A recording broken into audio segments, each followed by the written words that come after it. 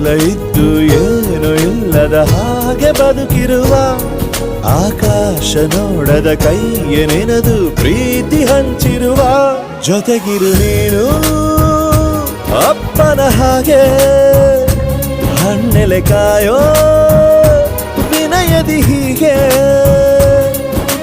ನಿನ್ನನು ಪಡೆದ ನಾವು ಪುನೀತ ಬಾಳು ನಗು ನಗುತ್ತಾ ಬೊಂಬೆ ಹೇಳುತ್ತೈತೆ ಮತ್ತೆ ಹೇಳುತ್ತೈತೆ ನೀನೇ ರಾಜಕುಮಾರ.